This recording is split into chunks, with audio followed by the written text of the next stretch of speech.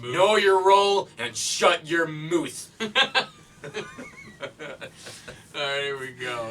Oh, God. Hey, guys! Hey, guys. Welcome back to another Powered Trip Gaming Retrospective. What are we covering today? King's Knight! King's Knight. Nobody likes this game. Apparently nobody likes it at all. No, but we kind of do. We do. Yes.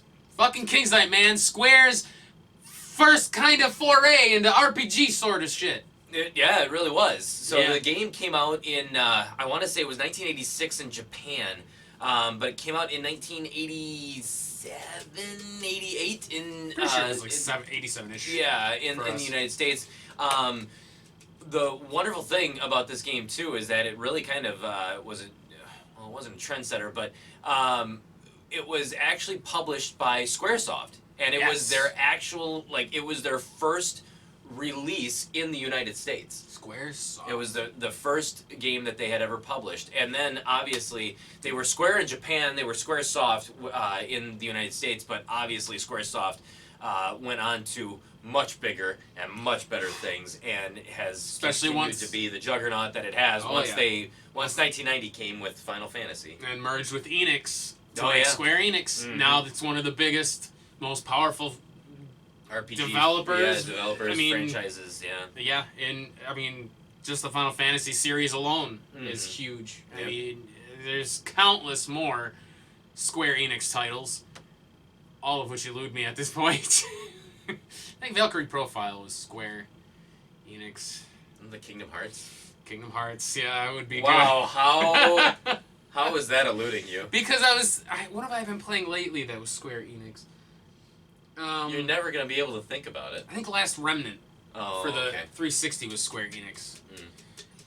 There's a whole bunch that I've been playing lately that are a little more obscure for Square Enix. That's why it eluded me, because there's Radiata Stories, I feel like, was Square Enix, but might not have been. I don't think so. I don't remember. But Square Enix is mostly known for Final Fantasy. I mean, shit. It was, Squaresoft, man. Fuck. Yeah. They knocked it out of the park even from the, kind of not really. I don't know about that one. This game's an acquired taste. This one, it definitely is. So you are one of 4 different characters. So you've got the Knight Rayjack. The Wizard Khalifa. You've got Barusa, the almost dragon-like he's like character. A beast. Yeah, like a beast. Yep. Kind of reminds me of Poochie from Legacy of the Wizard. Yep. Anything I can tie a Legacy of the Wizard thing in there for you. Yeah, boy. And then you got the Thief Toby. Yeah, that's right. Who looks like the little guy from David and Goliath. David, I guess would be. Yeah. That's what he always reminds me of. And so you are on a quest to try to rescue Princess Claire, and you just have to defeat the nasty dragon, the Taffy Lion, or whatever. Yeah. What's his name? I can't even remember. I want to say Tefeta, but I don't think that's his name. It's probably not. It's something stupid. So yeah, you have to defeat the dragon and rescue her, and then Rayjack and Princess Claire live happily ever after. Yes? Yeah. So the game is broken down into 4 separate stages. You play each character through. If you die, you move on to the next character. And then if you get through it, you move on to the next, and it just kind of goes sequentially until all 4 of them meet for that final 5th fucking level. Oh my god! That was an insane level. That level sucked. Yeah. The whole game is very brutal. Mm-hmm. Because what sucks is even if you die with a character, the game continues, even though the game's technically impossible without all 4 characters. Correct. So I used to play this game thinking... So it's like, okay, so you would make it through one, you're like, okay, great, I made it through one. And then you make it through the next one, or somebody dies, and you're like, oh, well, that's okay, the game still goes on, so then blah, blah, blah. And when you get to the last level, to the 5th level, what you don't realize is that you actually have to have, there comes a point where you need all 4 characters, and not only that, but you need the special weapon item pickups that you can get in each character's in their level. Like, you have to get each one of those for each character in order to get these special items that then you use to end up beating the final boss and getting through these other obstacles to get to the boss too. Yeah. compounded on top of just finding the elements and then Yeah, the elements. That's surviving. Yeah. You have a whole slew of power-ups that you can get, so you can get attack upgrades, you can get jump upgrades, speed upgrades, there's life up, there's life down. I mean, there's all sorts of shit. All the wild things are flying at you, you gotta find the cave to go down to fight a bird thing. I mean, this game is it's really intense for what it was. No, it really was. Especially their first shot at making a shooter RPG. Well, and it's funny because I was just saying this before we started. The game is actually it's a role-playing game, side-scrolling shooter. How many games have vertical that? Shooter anyway. Well, vertical shooter, yeah. But how many games have that? Like where it's an RPG, but yet it's a scrolling shoot 'em up. Yeah, there really aren't a whole lot like that. Not really much. At least not that come to mind. They're either one or the other. There's usually not too many that blend genres like that. Yeah, so they really were trying something that was very different at the time. But you could already tell that they were really trying to find something that was like had the RPG elements, the leveling up, the getting stronger. But it was definitely not as well refined as what ended up becoming what would be later Final Fantasy.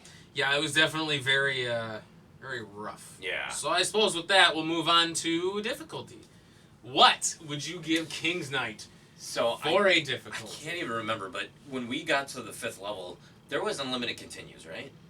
Yes. Yeah, that's what I thought. As long as once you passed all 4, you could continue again.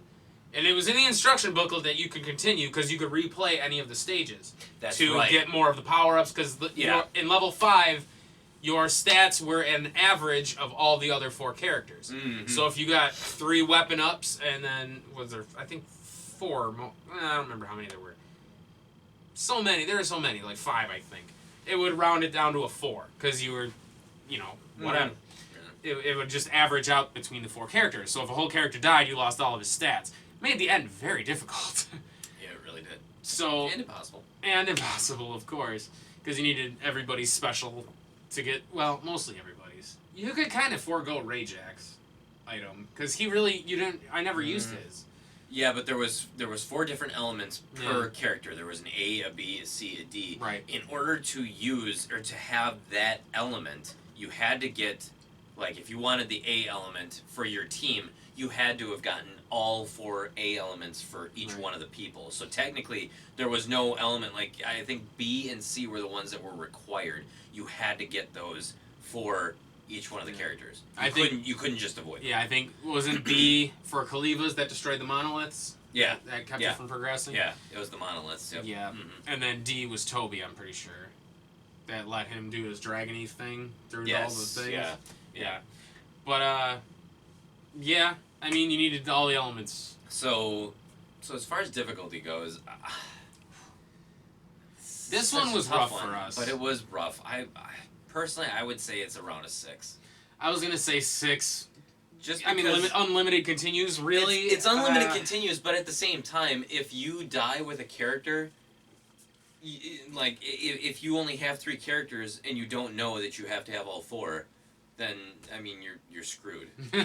Which is why I think this game was so badly received to begin with. Because nobody really understood how to play it. No, they really didn't. Yeah. I mean, back in the day anyway. Now you can kind of look up and be like, oh, I gotta survive. But back then, it wasn't so easily found out. You were at the mercy of Nintendo Power. Or any other kind of video game magazine that was out at the time. That was where you got all your tips and tricks and info. So if they didn't cover a game, then guess what? You were learning it like everybody else. Pretty much the way we approach all of our Power Trip games is learning it. But yeah, I honestly 6 feels fair. I was gonna say 7 just because that final fucking level is so rough. That is. It is a really rough one. You're such a big target. Yeah. But you have unlimited continues. You have the unlimited continues. You're at the mercy of yourself at that point. Yeah. Because there's no password feature. Nope. So it's literally just until you want to stop playing. Mm-hmm. So yeah, honestly, I would say a 6 for difficulty. Yeah. Yeah, I agree. Well, yeah, 6. Because even trying to get to the certain characters with the turning, that final level, you're all 4 characters in one big group. And only one character fires at a time, the one in front. And in order to rotate your characters out, because they had different strengths against different things, you had to get these turn arrows. Some turned you one way or the other. Others would turn you randomly. That is right. 1 to 4 times. That is right. Or was it 1 to 3? You had to actually grab the arrows. They were not like pickups. Like they were pickups, but it's like you had to grab them in order to turn. So you actually had to strategize how you had to get like the character you wanted to lead, and then you had to avoid the other ones so that you didn't lose that character in the lead. Oh my God. Now that I think about that, I almost feel like it should be a 7 Maybe just for that terrible mechanic. Maybe it should. Because I remember in watching our playthrough, a few of my deaths were just because I succumbed to bad luck. Yeah. Was the fact that I could not rotate to get the proper character in front to destroy either the statues or certain things. So to be honest, with that mechanic, I'd almost say this is. I'd be willing to give it a 7 just because of the fact where when you even the starting levels for each one of the characters, they seem to be so hit and miss. Where it's like sometimes you could just seem to plow through them, not a problem at all, and there were certain times where it didn't matter what you did, you were destroyed within seconds. Oh yeah, it was you knew you were killed too. It was What a disaster. It was bad. So yeah, I would say that this game is definitely, it gets a 7 for difficulty. It's a tough one. Yeah, I'm inclined to agree. Yeah. All right, fuck. So, fun. I honestly love this game. Kind of do. It was so unique, and as frustrating as it was. As Andy can attest to, I would get so frustrated at this game, but yet I would keep coming back to it over and over and over again. I don't know what it was about it. Maybe it was the fact that it was just so quick, that the levels just kind of like they went on with or without you, quite much. Literally.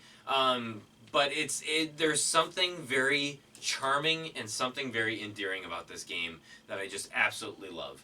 I don't know what it is, but it's just the fact that it's like your character, as you're walking through, you're shooting things and you can get all these pickups, so it's like that element of trying to find hidden items, trying to find the hidden the hidden pathways so that you can get the element items.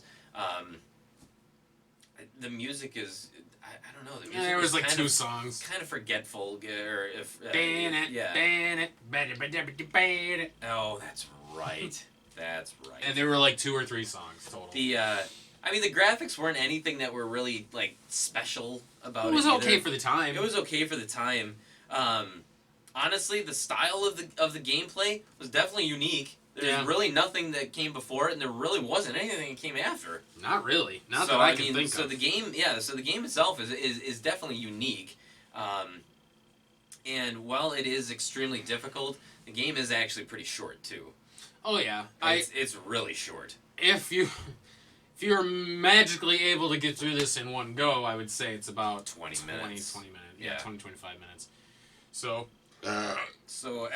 Goodness. As far as fun goes, I do like it, but the game does have its faults. Mm-hmm. But I would definitely put it middle of the road. I would say 5. I was gonna go 6 actually. I am gonna go 5. I don't know if I'd go higher, just because there really isn't like graphics were decent, music could be better. Game is overall it's kind of short. Yeah. So I mean it's got a bunch of things that don't really work for it, but it's definitely unique, and it's definitely one of those games that's just the charm. Just I don't know. I really liked it. Yeah, I gave it a 6 just because of its uniqueness. We haven't played anything since that's anywhere close to it. Nope. I mean, there's a lot of shooters out there. Nothing like this. Nope. And it's just, I mean, even the box art's fucking awesome. The cover art to this game is amazing. Yeah. It looks. I mean, you start playing it, you're like, what the fuck is this? But that's folly of the era, you know. But I mean, the uniqueness of the game to me, I mean, Unlimited continues. It's bearable. You can. Unlimited continues only at the end. If you manage to make it that far. Yeah. Yeah, you have to survive with just one character to get to that last level, but I don't think I've ever tried dying with everybody to see what happens. Just say you're all I dead. think it's just it's just the automatic game over. It starts all over again. So Yeah. this was like the ultimate teamwork game too for us because I was able to get all of the navigate the 4 characters, and then you were the one to take it home because I could not for the life of me do that last level. And you didn't practice. Watch the pregame. Oh my god. So, just I've been practicing that whole week. Had maps in my binder. I would write notes to myself. Oh, I forgot I expected you to be doing the same thing. Saying just play the 5th level. There's not much to it. You just play the 5th level, get used to it and stuff like that. Oh yeah. Just wanted you to practice. Nope. And then I came over and said, "So how have you been doing this week?" Oh great. I just started. I haven't. I got Khalifa. I had Khalifa down. Nobody else. It was a good thing that night that you had no pun intended. That you had managed to get all 4 characters up, and I managed to practice them before recording, and I actually beat it. So that was a good thing. But this was the ultimate teamwork game. You had those first 4 levels down pretty well. I smashed that 5th level. We were good, man. Power trip in the bank. Woof! King's Knight, suck this dick! I think is how that goes. But yeah. All right. So fun. 5 and 6. 5 and 6. Yeah. I'd say it's right. Middle of the road, but leaning a little bit more. I think Leaning so. a little bit higher. Just for the fact of how fascinating the game really is. Yeah. At least in my opinion, it is. Yeah. Frustrating, but the payoff's worth it because beating that dragon was amazing. It felt good to beat that dragon. I was gonna say it was very rewarding. In that sense, so. Oh yeah, killing the dragon requires you to hit him in the face 10 times with all 4 characters. In case nobody knows. That's right. Yeah, you had to hit him 10 times and then the screen would flash letting you know you hit him 10 times. Then you had to use the random ass turn arrows to get all 4 characters so essentially you're hitting him 40 times. Mm-hmm. Yeah, that's easy. Well, he diarrheas bullets at you. What a mess. Wow. Wow. Yeah. So, All right. we'll move on to price point. What did you fucking pay for King's Knight? So for King's Knight, I believe I paid $2.99. Not bad. So yeah, and According to PriceCharting.com, King's Knight goes for $6.30. Would you say it's worth it? personally, I would say it's worth it. Yes. I would definitely say it's worth it. I do too. You are getting. Granted, it's a short game, but you are getting an extremely unique game. You are getting, if you are a fan of shooters, if you are a fan of RPGs, they put that shit together. And it is definitely something that has never been done before, nothing that has ever been done afterward. No. So, honestly, this is a game, this is like the ultimate game where you could just pick up casually, play it for a couple minutes, and just toss it aside. Like, 15, 20 minutes, you're not investing that much into it. You don't have to enjoy it. So I mean, it's a great game to me. I think it's definitely worth it. I'm inclined to agree. The experience was fun. Yeah. As frustrating as it was, I really enjoyed it because I have a thing for shmups anyway. Mm-hmm. So I mean, and this one definitely was different. Mm-hmm. So it definitely stole a little place in my heart for King's Knight. Oh yeah. So yeah, I would definitely say worth it. Definitely. All right, fuck. So that'll do it for King's Knight. That's it. Hit us up on Facebook. Hit us up on Twitter. Go to powertripgaming.tv. Takes you right to the channel. Check out our playthrough. Links in the description. We Yes. played it. We beat it. Beat it. Well, we've beaten all these games. So yeah. Yeah, we have, haven't we? Of course we beat it. Spoilers. We beat it. We beat it. After much hardship. And there was rejoicing. Much rejoicing. So next time on Power Trip Gaming Retrospective. We're gonna review something better. Something better. Nice job, man.